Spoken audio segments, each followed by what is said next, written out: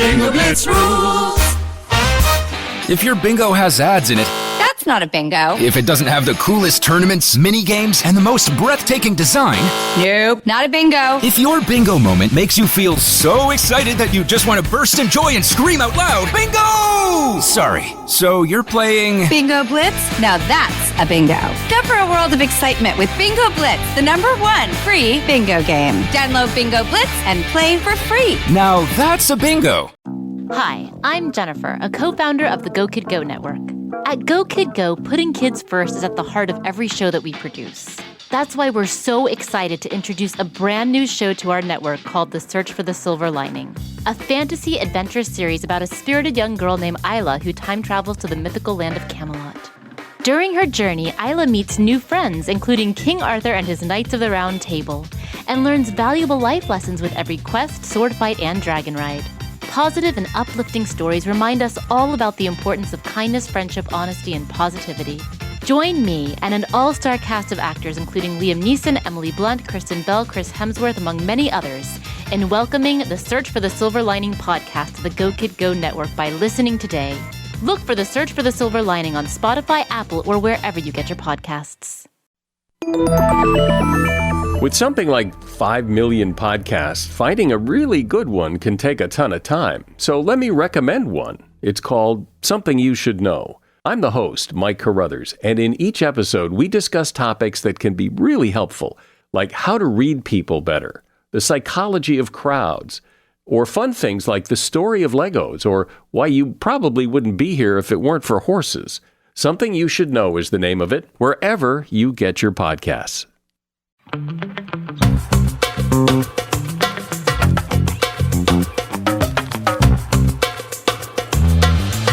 Hello, everybody, and welcome back to another episode of Don't Blame Me in the Quarantine. I like it. You really can't.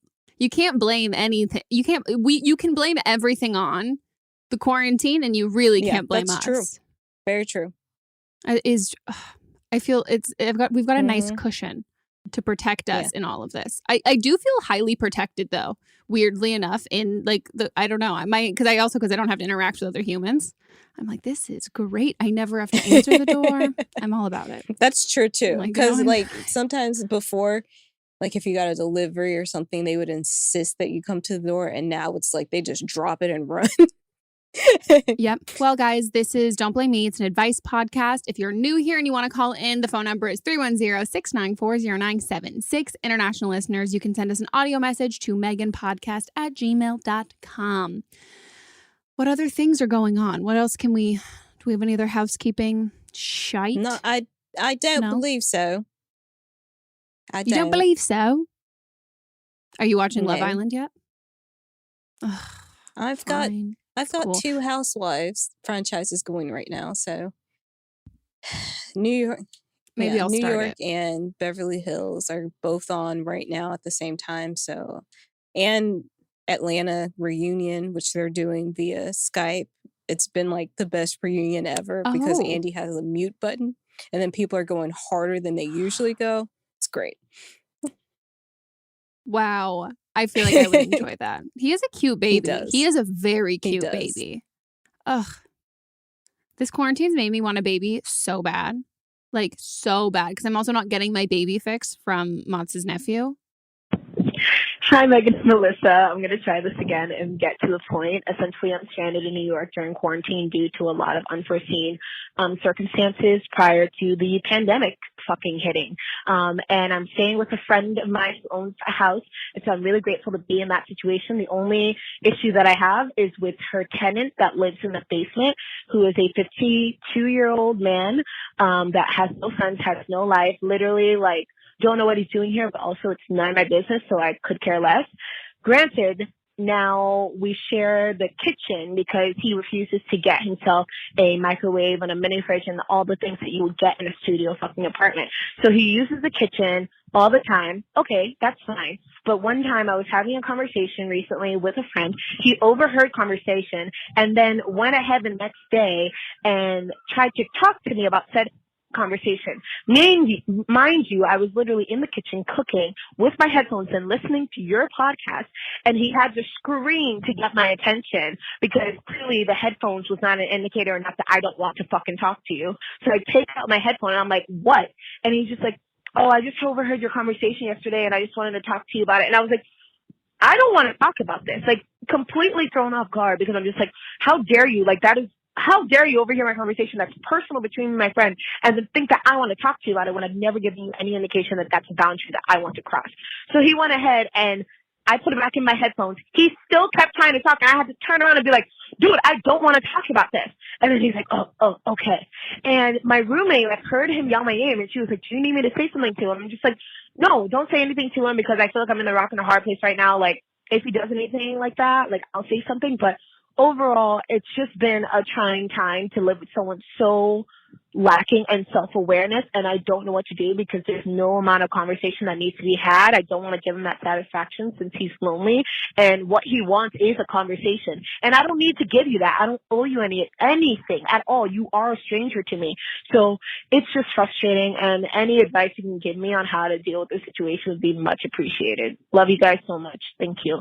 I'm a character, by the way. And so is he. So it makes it actually extra hilarious to me that he claims to be so self-aware when he's really fucking not. Okay. All right. Love you. Bye. You're from New York? Wow. Would have never guessed. You are. And everybody's going to be like, she's a Cancer? And it's like, no, she's a New York Cancer. She's a New York Cancer. They're a different breed. Oh my God, girl. First, Holy I need shit. you to take a deep breath. I need you to get some weed and hit a joint.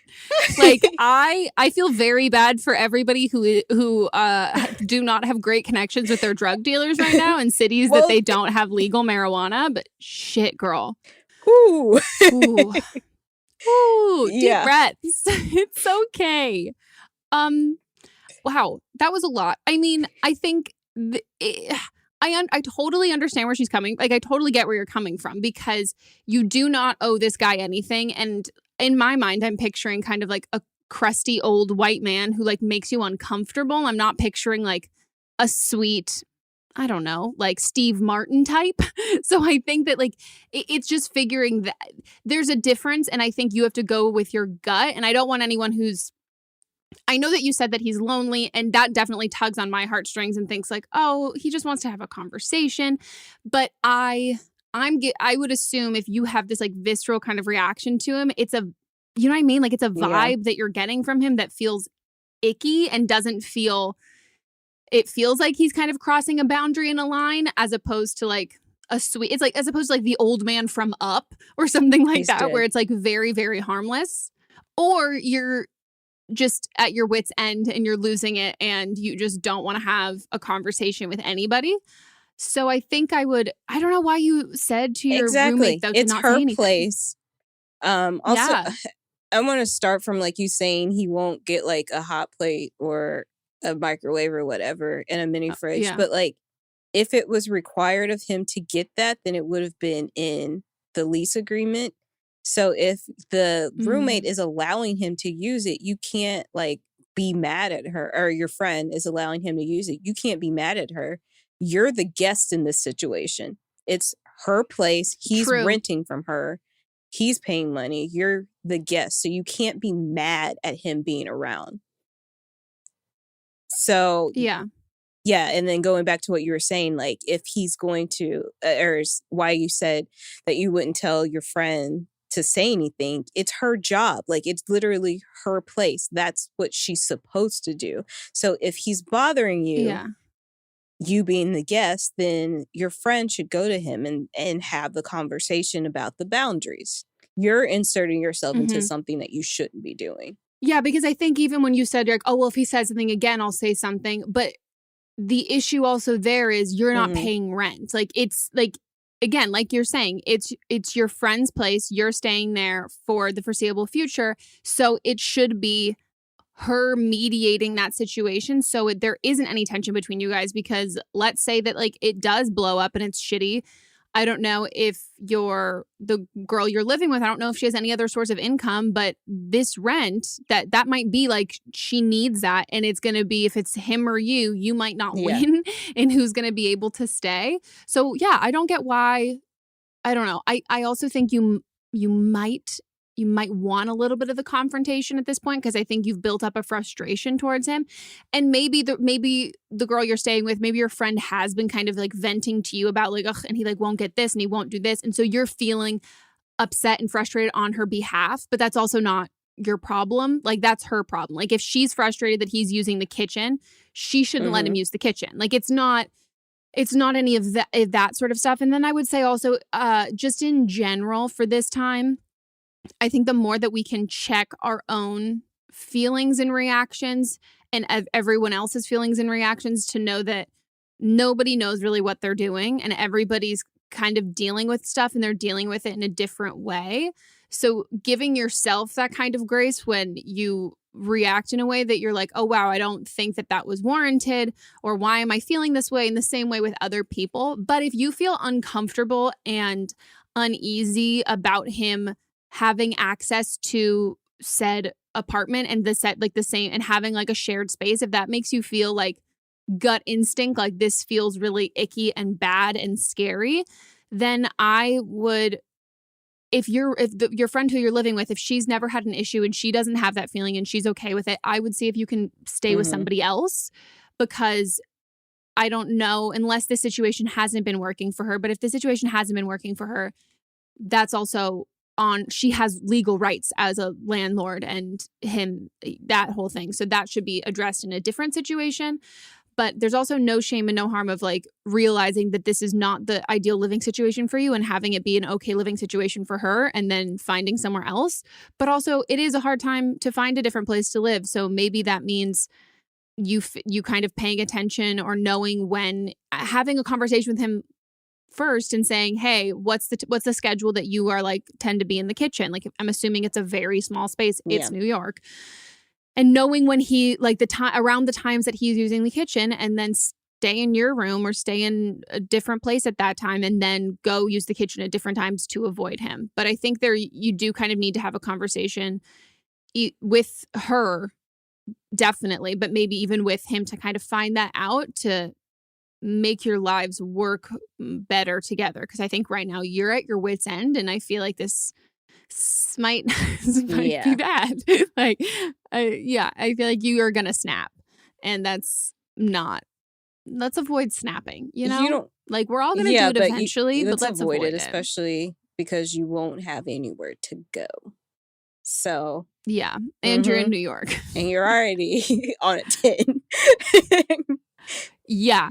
I also want to know, for you saying that like you hate him, like you don't, maybe he just talks so much and that's where you picked this up. But like I was under the impression like through this that you were like, I don't want to talk to him, and he just keeps, the fact that you know that he's a Cancer, that he like thinks he's very self-aware. Like what are these conversations? Like that's so weird.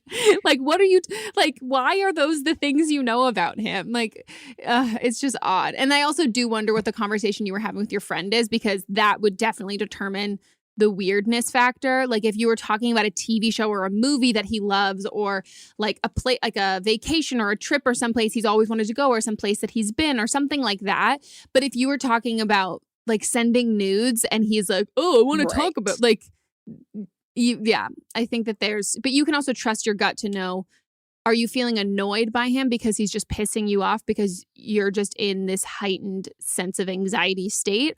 Or is he some creepy dude that you feel uneasy around, and in that case get the fuck out safely, or just hide in your room? All of those. Fucking weird. But I would suggest, I mean, maybe some meditation. I know, Megan, you hate that, but you can't do it. Something that's gonna calm you down. Actually, every person I know who lives in New York meditates. I don't know anyone who lives in New York who's not. You have to. It's a high stress time. It is. Ugh. Well, stay safe, stay healthy, and stay out of the kitchen. Hi, Megan and Melissa. So I'm 24 and my husband's 29. We met in a very weird way. I'm a Canadian and he's an American. We met because my mom had married a U.S. citizen and my husband is my stepbrother's best friend. So we've been together for about 2 years. The first 10 months of our relationship was long distance because I was in Canada and I was going to university. After I graduated, I spent a summer with him in the U.S. We tried to figure out ways so we could stay together and live together. Anyways, it got to the point where we ended up getting married so I could get a green card. No one knows we got married because we just did it through court, and we promised each other we would do it the proper way when the time is more right. However, my American stepfamily is very close, and my husband made it clear he didn't want anyone knowing because once we get married the traditional way, he doesn't want it to be talked about or anything. But I told my best friend that lives in America. She's my stepbrother's wife and also one of my husband's best friends from childhood. Her, my stepbrother, and my husband grew up together. I trust her a lot. I know she has my back and she's very loyal, but I'm worried that one day it could get out. I know she has not said anything yet, and I told her right away after we got married about 8 months ago. I mean, she is keeping it from her husband right now and obviously tells me all the time she wishes we would just tell the two of them openly. My husband is big on trust, and I know if he knew I lied to him and told his friend about our marriage, he would be extremely upset with me for breaking his trust. So basically my question is, to avoid anything coming out in the future, should I tell him or should I just keep it under wraps? And if he does find out, how do I go about explaining it? Now this is a little weird, but thanks for your help. Bye. Why don't you just get married again? I feel like that's the solution. You guys are already married. I don't know how trustworthy your friend is. She's hiding it from her husband. That is his best friend. Best friend. Yeah, if you were gonna tell a friend in that situation, like I would. That was the wrong friend. Obviously, you can't go back in time. That is the wrong. Like she is not your friend in this situation. She is your husband's best friend's wife. Doesn't matter how close you guys are. Like that's the other relationship part. So yeah, I think that I totally understand why you're worried and concerned. I would have told a different friend. A Canadian friend, maybe. One that doesn't know any of these people. Yeah, I mean, I would just get married for real. Like they've been married for you've been married for 8 months, you said. So that's a good amount of time, and you guys are planning on. It's not like you got married for a green card and then there's no. Yeah, you were together. You're together. Like it wasn't like you did it to like stay in the country. Like your mom's here. Like you guys have been dating for a while. You're married. I honestly don't see what the big deal is here. Like as far as why you guys are keeping it secret. I think it maybe, I mean, my only really knowledge of green card marriages is from the movie The Proposal. Fantastic film. So I don't know if maybe it's like, oh, he doesn't want to, like, maybe if he's more, my least favorite word on this podcast, traditional. And so maybe it's that, or maybe it's that, and yeah, this is my thought process, like from watching The Proposal so many times. Maybe it's that if it's not like a wedding ceremony thing and you plan on getting married again, it becomes pretty abundant that you got married for the green card the first time and you don't want as many people to know. But also at the same time, like, I don't even necessarily think you have to get married. Like this could have been, lots of people just get married at the courthouse in general. Like you don't have to have like a big whole wedding. Mm-hmm. And so I think if that's what you guys want, then do that now, because eventually it is going to come out. And if he doesn't want to, I would be more suspicious if you were like, let's just like get married for real. Like I would be more suspicious from him. And also it is a little rich. I won't lie. It is a little rich that he's saying that honesty is his big thing, but he's being like, don't tell anyone that we're married. I think you need to tell him like immediately. Yeah. Because it's gonna. You're like, we have to get married. I told. Yeah, and because it's going to come out eventually, and you want it to come from you and not from his best friend, because then there's 2 more people that know, or one more person that knows before he knows that you've told. It's just a messy situation. You have to tell him. Yeah. And again, it doesn't make sense to me that it's like, that you're afraid that he's going to be upset because honesty is a really big thing, but also that should apply for everyone. Yeah. Like it shouldn't just apply he's asking you not to be honest with like your family and everybody like that. So I don't know. I would the first thing I would do is say, like, have a conversation with him about like, you know what? Like, I really hate keeping this from everybody. Like, I don't think you have to tell him you told your best friend already, but I think you should. But I would just say, I hate keeping this from everybody. This is like giving me so much anxiety. Like, I just like want to be able to like celebrate the fact that we're married and have this be something that everybody knows. And I want like my family to be there and I want your family and all of that stuff. And like, let's do it soon. Like, let's do it like as that kind of thing. And then also, you know what you could even fucking do? You can blame it on the quarantine. That's what I was going to say. You could do that and blame it on the quarantine. Also, if you guys needed to find a way to live together, to stay in the country, and you're doing that actively, won't everybody else just know that you got married? Like, how else would you have done it? Yeah, if everybody knows that you guys are like living together and they know, especially because your mom married an American too. I feel like everybody knows you guys are definitely married if you're like living together and staying together past any of that green card kind of stuff. So yeah, but you can even just say that like quarantine, like he can do like a quarantine proposal and like you guys can say that you got court documents and you're getting like, and then you'll do a real marriage once you guys are out of quarantine. So you'll just have another fake marriage, you know, before a big real one. So you'll have two real marriages, this little fake one that will cover up that you already had the like court ordered one, or not court ordered, but that one, courthouse one. And then you'll have the party. Exactly. I feel like they have to know though. I would think so too. Just get married. Just get married. That's the solution. Then nobody has to lie anymore. Well, should we go on to the next one? Oh, everybody, please ignore my trash. The Wi-Fi was sucking, so I opened the door. If you're watching the video, just close your eyes. Ignore the trash. It's Monts' chore, not mine. So basically, I wanted some advice on my current relationship. I am 20. My boyfriend is 24. And we've been dating for about a year now. And I am a sex worker, cam girl, stripper, yada, yada. And with that, I met my boyfriend through that. He actually was buying content from me, and that later blossomed into a whole relationship. And then a few months into the relationship, he actually told me that he didn't want me stripping, which was a massive surprise to me because that's like how he met me and everything. And then we kind of got over that. I kind of changed his mind and, you know, explained my lifestyle a little bit better and made him understand like how this all works and stuff. And then now it's coming up that he doesn't want to go public with our relationship because he's afraid he'll lose friends over it, which is just a massive shock to me. And like, I mean, he's been hiding like the relationship for a while, and I just thought it was because he wanted to take things slow.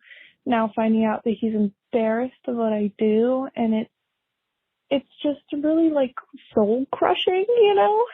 I also wanted to say that I'm a Cancer and he's a Libra, which will probably answer a lot of questions right now.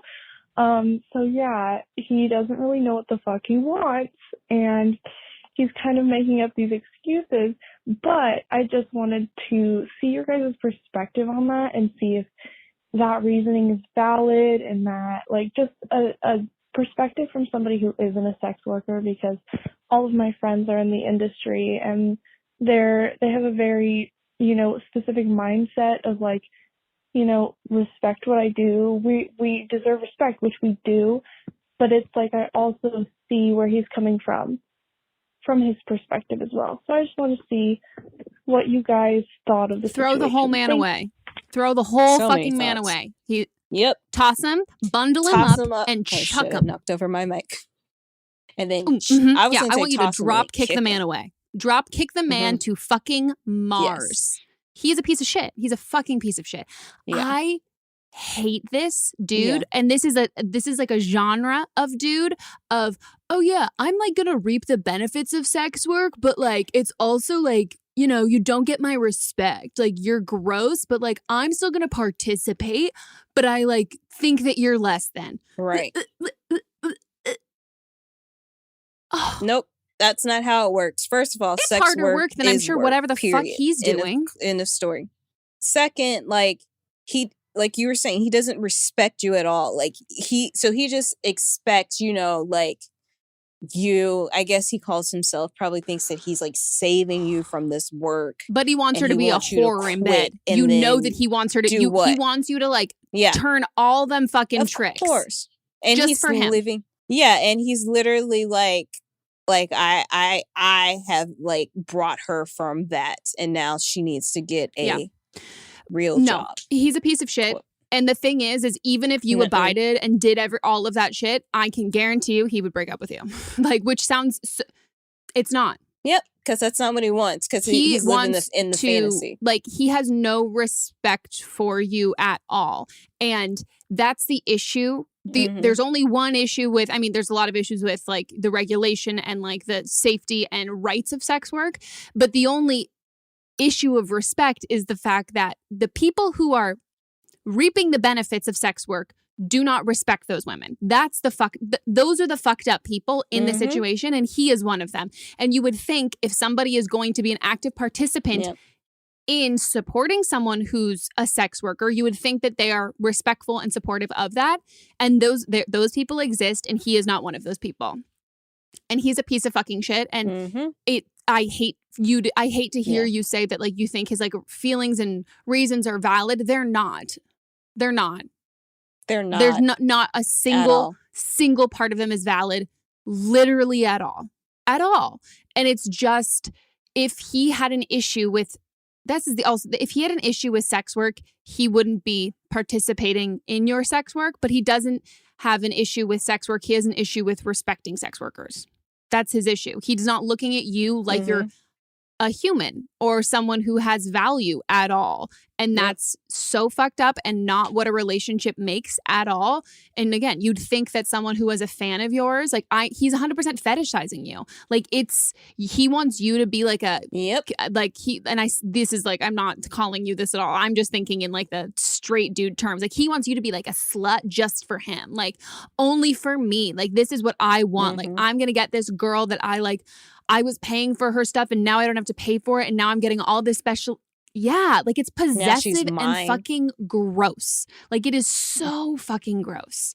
Ugh. Especially because he was a fan first. It is now she's mine. It has become like I saw this. I got it. It is mine. Now nobody else can have it. And you're a person.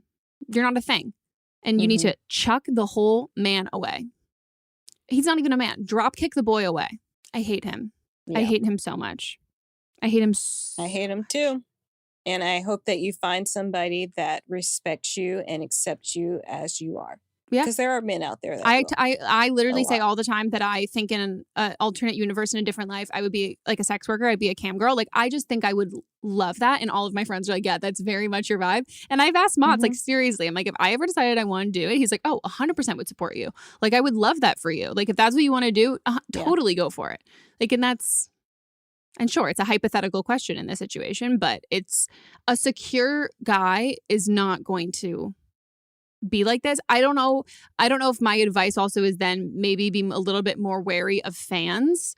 Like, I think that might make you put your guard down because, again, you assume that because they're supporting you, they're supportive. And like, if they're paying for content or paying for whatever, it doesn't mean that they like support you. And I wonder if that was kind of like the fast track of the relationship, that it kind of vetted him out and it felt like that. I think if you're going to date someone who like knows you or you meet through your work, I think I would be, just keep this in the back of your mind and extra cautious. Wary, cognizant. Ugh. Yeah. Okay, guys, we're going to take a quick break and we will be right back.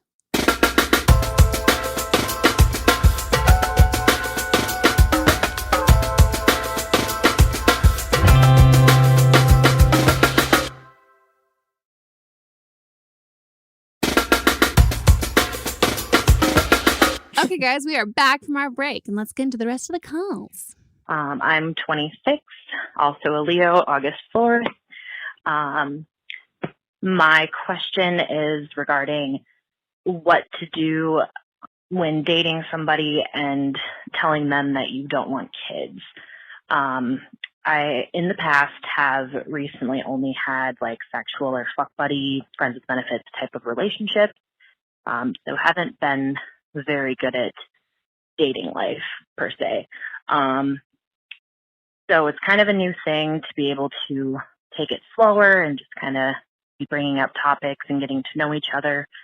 So my concern is that bringing it up too soon would freak somebody out. Like, why are you talking about kids? But at the same time, I don't want kids.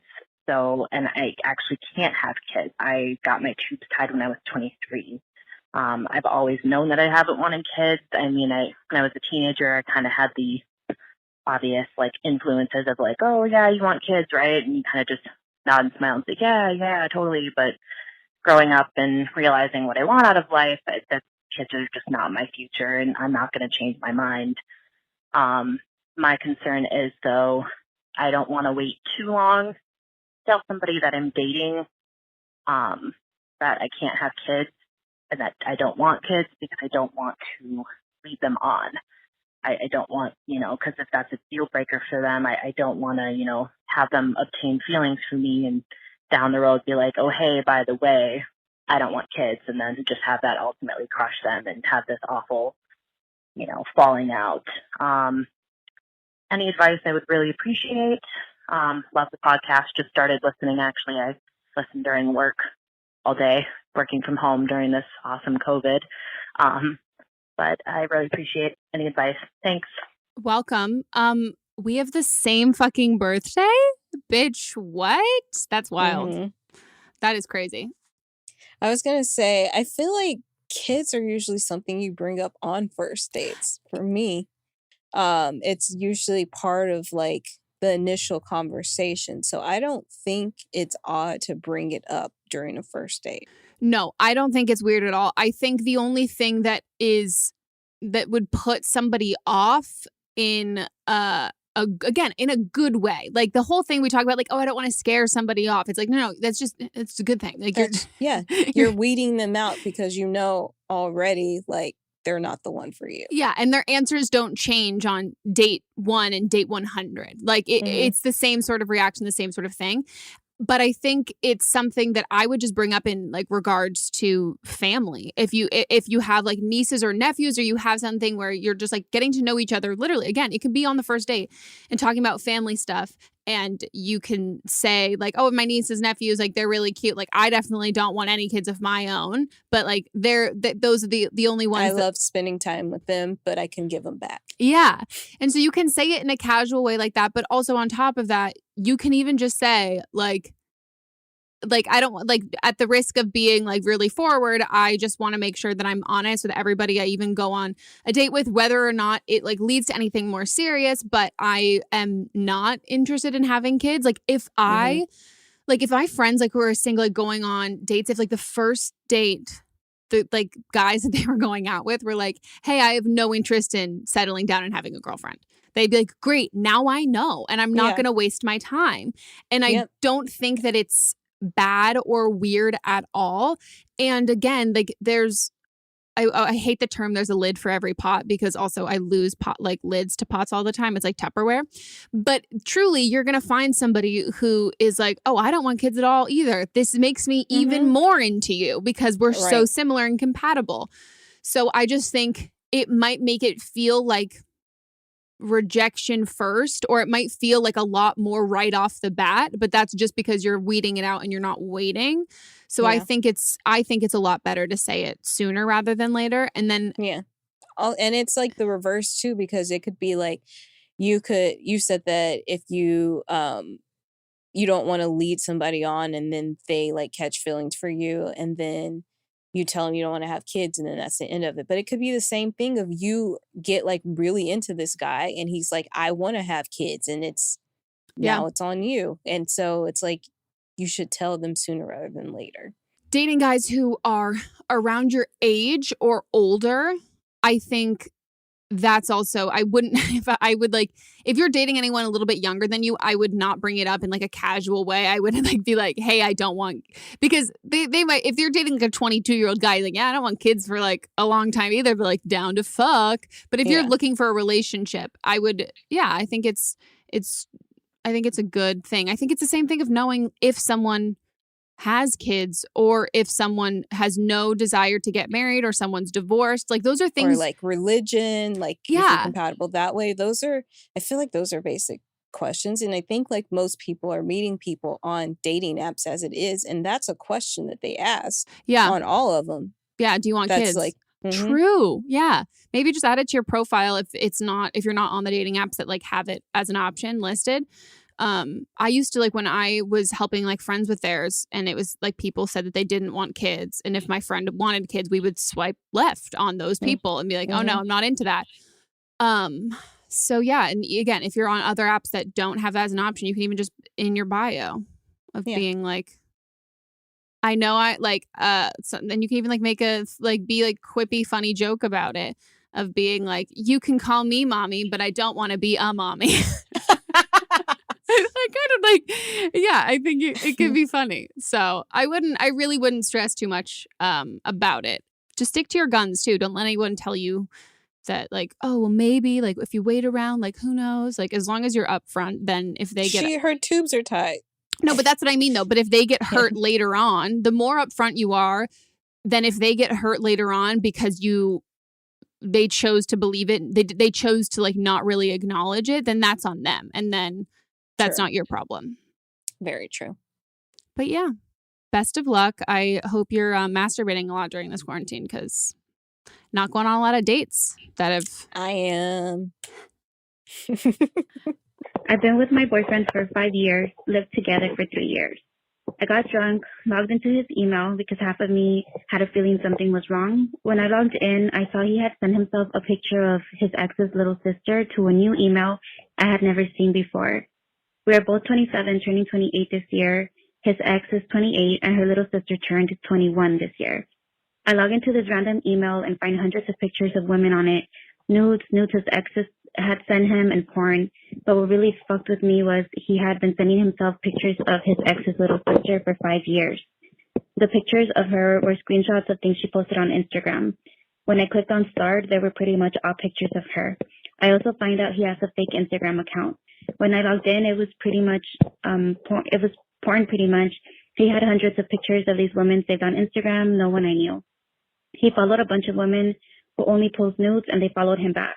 No messages, only one from this month with a girl offering to sell him nudes and him asking for a preview before he does, and nothing else. I confronted him, and he tells me he has a problem and that he knows it. He says he's been wanting to get help for a long time, but didn't know how. He said he thinks he's a sex addict. I asked where he sent himself all these pictures from. He said it was an old phone, which I knew he had been taking with him to every house we moved to. I kicked him out, and I charged this phone when he left, and when I go on it, I find an app that can hide photos. When I click on it, I found all these nudes from exes, lots of porn, and also screenshots of pictures that girls he knows have posted on Snapchat and Instagram. I also found pictures of his ex's little sister he had taken back in 2015 when she was 16 and he was 23. He took a picture of her asleep, fully clothed, and one of her where she seems to be talking to him, and he cropped this picture so only her boobs are zoomed in. I also found a picture of my little sister in there. Her picture was from 2017 and was a screenshot of something she posted on Instagram. All these pictures show cleavage, but some of them don't. All of this has me really fucked up. He immediately saw a therapist after he left. He says he never masturbated to any of these pictures and just kept them. His therapist said he technically is a sex addict, even though he never acted on it, and said this is the result of sexual abuse trauma he endured as a child. He told her about the pictures of when the little sister was 16, and she said by law she can't report him because she was fully clothed in all of them. She said he's not a pedophile, he just hasn't dealt with trauma he has lived, and this was his fucked up way of coping with what happened to him. He hasn't been back since that night. He opened up with me about the abuse he endured for years, but I just feel like I kind of see everything, and I don't know what to do. I've known him since we were kids, and we have a lease together until December. Okay, I know we said drop kick the other man away. This is Ugh. Throat chop him. Yeah. Then drop kick him. And into a vat of boiling lava.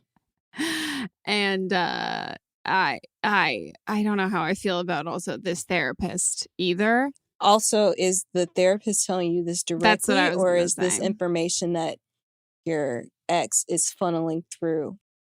This is just one of those things that I think you want our permission to be done with him and not be with him anymore. And I think like there's probably a part of you that feels like I don't even know how to say, but like now that you're knowing that, oh, there was sexual abuse in his childhood, that there's a part of you that maybe feels like you should forgive him and should feel bad and should like empathize with him. But you can feel shitty for the things that he has gone through and still be like, I can't be with you. And this was so grossly, vastly inappropriate. And I understand now that there are all of these triggers and history with you and stuff that had happened to you. And that really sucks. But that doesn't make what happened okay with me. And I'm done. And that's what I think needs to be there. Because I mean, that's the cycle of abuse. Like abusers got abused, so they abuse other people. But you have to break that cycle. And that has nothing to do with you at all. And it's not about you forgiving him and having him move on. Like he needs to get his shit together and it has nothing to do with you. I also think like, I don't know. The fact that there are pictures from like a 15, 16-year-old girl and like the therapist is saying like, I can't report that because she's fully clothed. And I just think that to me is so, I don't know, like it's so unimportant in the scheme of things. And for that to be one of the things that he tells you, it's like, that's like an image and protection and like legal thing versus an emotional issue aspect of it. Like, it just feels like it's like, to me, it sounds like he's trying to get you back on these technicalities. Yeah. And it's not okay. And I just think you've got to cut him off completely. Yeah. Yeah. And I get that you guys have a lease together, but you kicked him out. And yeah, he can continue paying his portion of the lease until it's done and then be done. And I think you don't talk to him and you don't continue. And I think, again, I don't believe in closure at all, but I think maybe for you treating this as opposed to a reason why this happened so then you guys can move forward. I think maybe this, knowing all the stuff that he said, that his therapist said, maybe this for you can be the closure that to then move on and be done with this relationship, because you already were looking through his, like that's the thing. Like there's other issues. You're looking through his phone and you know that. And I'm also like, I also really hate the, like, oh, I've been wanting to get help, but I didn't. And I didn't know how to go about it. But immediately after she kicks you out, you immediately go to a therapist. Like, it's just a little too much. Like, and I understand if you are participating in like an addiction or something that you're like so deep in it or something that you don't want to be done. Like, you don't want to actually be through with it and you want to keep going along and doing what you're doing. But this has been going on for so long. And it's a huge part of like lying through your whole relationship. And that's like that trust. And he has pictures of your sister too. It's just gross. It's just, it doesn't, and this is the other thing that like, there is a huge correlation between sexual, like rapists and sexual offenders who have been sexually abused, but there's a lot of people who've been sexually abused who then don't go around and abuse other people. Yeah. And so it becomes less of an excuse and more of a, oh, okay, we can tie this to this is what happened and this trauma and all of that. But it's not a guarantee. It's not an automatic sort of thing. And you can feel empathy for the things that he went through without wanting to continue and have your relationship with him and want to move on from this, because this is, I would not be able to. I would have lost my mind. Yeah. Oh, I'm sorry. This sucks. I'm so sorry. Like, that sucks. Like, it already sucks when, like, you're looking through a significant other's phone because, like, you know you're going to find something because you're looking in the first place. She wasn't just, like, looking through his actual phone, but then his, like, burner phone, too. I think that your gut instinct of breaking up and being done with him, not seeing him, not talking to him, I think you have our permission if you're looking for that. Yeah. Ugh. He's a piece of shit. Piece of fucking shit. Ew. I also think of fucking pixelated if you're zooming in on these photos from 2015. I can't. And also, I don't believe for a second you never masturbated to them. Not for one yeah. second. We didn't bring that up. Of course he did. Like, what? So he's just looking at them and he's like, oh, that's cute. No. And even the fact that, like, the therapist, that to me, I'm like, there's no way. Either the therapist is a fucking crock or there's no way the therapist said that, where it was like, yes, even though you haven't been masturbating to them, it is still a sex addiction. If I was a therapist, I would be like, you're fucking masturbating to them. Don't lie to me. Like, don't lie. What's the other purpose of what's the purpose of you having these if you're not masturbating to them? Ugh. Yeah, be done. Boy, bye. Boy, fucking bye. Ugh. Ladies, trust your gut. If you want to look through your man's phone, fucking do it. Do it. If you have that, like, I've got this inclining, not because you're just like bored and being like, dude, that's how the girl found the furry stuff. It's just bored. But if you like have a suspicion and you have a hunch, fucking do it. Like, you're thinking that and you're feeling that for a reason, and you're feeling it, you're thinking that and feeling that for a reason also because, like, you want to act on it. Like, you want to know because then you want to have a conversation or you want to break up or you want to address it. Like, it's not, you don't just do it and then you don't talk about it. Like, that's not why. Okay, it is time for Don't Blame Them. And this is when you guys give your own advice. And what episode is this from? This is from episode 21 of season 5, and it was the original caller. She was dealing with her boyfriend had this friend that he considered his quote unquote sister, but they were very flirty and very unsibling like. Yeah. So here's somebody that's calling with similar experience. Hey, Megan and Melissa. I am calling for the Don't Blame Them thing in reference to the girl whose boyfriend has a really close friend who is a girl who he considers his sister. That same exact thing happened to me. My ex-boyfriend, one of my ex-boyfriends, we were dating for a pretty long time, but like maybe 3 months into our relationship, I met this girl that he worked with that he knew before we started dating. And I could tell that they were really good friends and they were really close. And I asked her about it because I realized that, like, she would stay after she was cut and her last table left and just, like, stay and have a beer with him and, like, touch him in, like, weird ways or, like, laugh at all of his jokes. And so I asked him about it.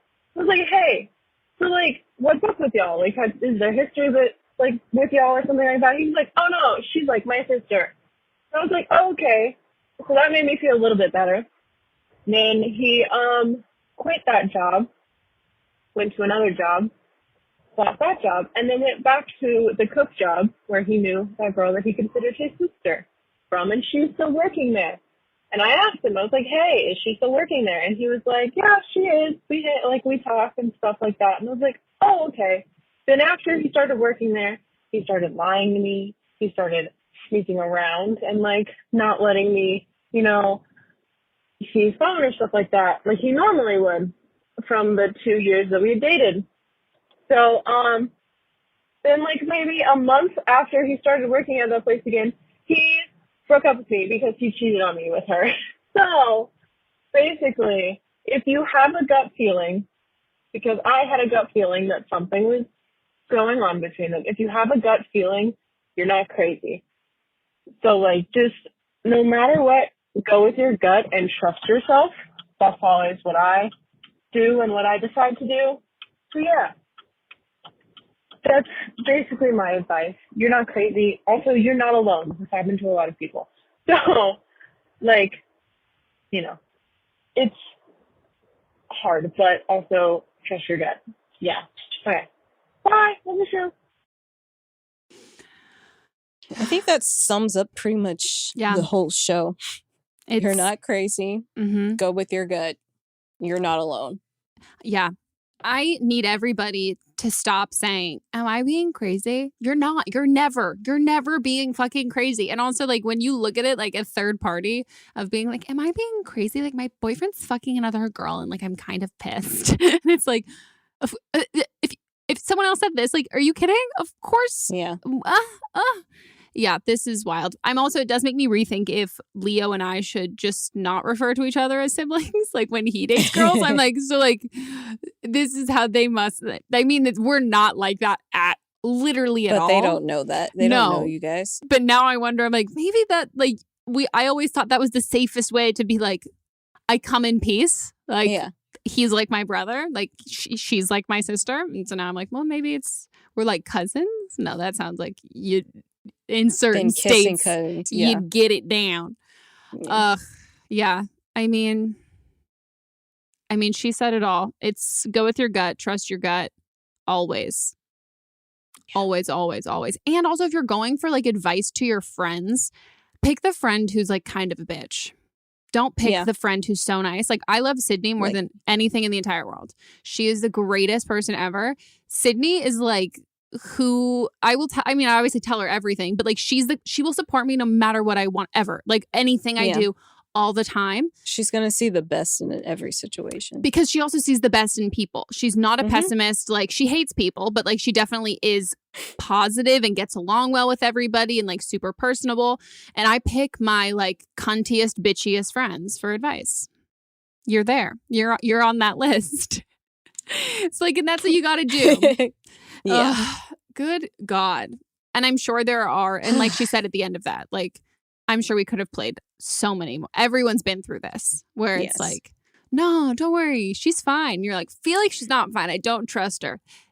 Little did she know, she could not, in fact, trust her. Trust him. Yeah, and him. Ugh. Well, that is it for our episode. If you guys want to call in for an upcoming one, you can leave us a voicemail at 310-694-0976. And international listeners, you can send us an audio message at meghanpodcast@gmail.com. And what else? Oh, should we do another quick update? If you guys are applying for our private Facebook group, if you do not have a public profile, you cannot join. And that is, yes, we are admitting we are going back on our word, but we surveyed everybody in the group and talked about it. And everybody in the group, 99.9%, well, now 100% of everybody in the group is using real Facebook profiles, and they've all agreed that it makes them feel more comfortable to have everybody else who's applying. Everybody needs to be on the same playing field, because the reason why, if you're private, you don't want to see someone that you know in the group and you don't want them to know it's you. But the issue is if you're private, then everybody else, they don't get that same benefit or that same luxury of knowing. They don't know. Maybe it's their fucking boyfriend who's trying to join in this fake thing. They can't know. Or the one that's cheating with him. Exactly. Maybe it's that bitch. Yeah. No, not that bitch. Yeah. Maybe it's her, because that bitch is good. Maybe it's her. That girl. That one. Yeah. Anything else? No. No, guys, you can get my book if you haven't got it yet. Hell yeah. If you want the audiobook too, it's all available. You're not special. What? Oh, should we throw to a clip? Why don't we listen to? Oh my God, guys! To the audiobook. We got an exclusive because we know some people. Yeah, we know some people. We know some people who made this happen. So here's a clip to force you guys to buy it. Not force you, but like sway you. Give you a little taste. I didn't have a big sister I could stay up late with and talk about makeup, boys, parties, and how sometimes I felt sad for no reason. We're all trying to pretend that we have it all figured out. The last thing I wanted to do was admit to my peers that I had doubts. I'm writing this book because when I was 16 and falling in love for the first time, I wished I had an older sister to talk to about it. The same for the time when I was 17 and swore my heartbreak had left me beyond repair. For those times I locked myself in my closet and cried until I wished I didn't exist anymore. I'm writing this to tell you that you're not alone in the thoughts you think. Somebody else has felt the way you feel right now at this very moment. I'm here to tell you, despite what you've been told, your problems are not unique. Your struggles have been a part of everybody else's life too, and the battle you're fighting right now involves a bigger army than you know. I hate to break it to you, baby cakes, but you're not special. The upside is you're not alone. Wow, that was so great, Melissa. Wasn't that fantastic? It was some good reading there. Oh my God, just the sounds. It was beautifully done. Crisp, beautifully crisp. It feels like it might have been recorded in this room. Whoa. Oh my gosh. Wild. Wow. So we have links all down below if you guys want to get my book. And also if you want to check where to get it, wherever you are in the world, I literally have links for every single country in the entire fucking world. Just go to my Instagram. They are linked there. Wow. Well, that's it, guys. We'll see you next time. Oh, follow us on Instagram. We're close to 10,000. Don't blame me, pod. Yay. Okay, we'll see you guys next time. Goodbye.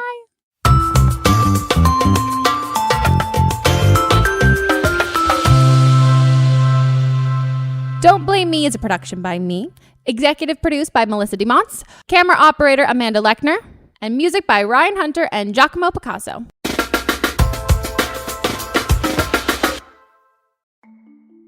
As a podcast network, our first priority has always been audio and the stories we're able to share with you. But at Realm, we also sell some pretty cool merch, and organizing that was made both possible and easy with Shopify. When you think about successful businesses like Aloe or Allbirds or Skims, an often overlooked secret is the business behind the business that makes selling and, for shoppers, buying simple. For millions of businesses, that business is Shopify. That's because nobody does selling better than Shopify. It's the home of the #1 checkout on the planet. And the not-so-secret secret that's definitely worth talking about is that Shop Pay boosts conversions up to 50%. That's more happy customers and way more sales going. If you're hoping to grow your business, your commerce platform better be ready to sell wherever your customers are scrolling or strolling, on the web, in your store, in their feed, and everywhere in between. Businesses that sell more, sell on Shopify. Upgrade your business and get the same checkout we use with Shopify. Sign up for your $1 per month trial period at shopify.com/realm, all lowercase. Go to shopify.com/realm to upgrade your selling today. Shopify.com/realm.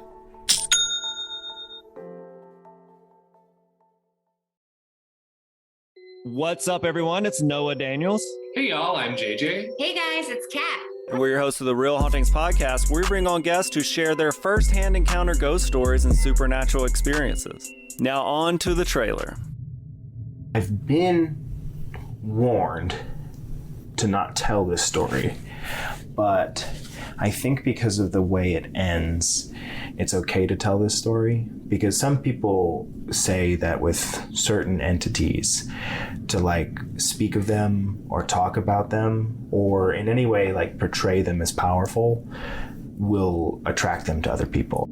The creepiest thing about it to me is a lot of times it would wait for me to notice it.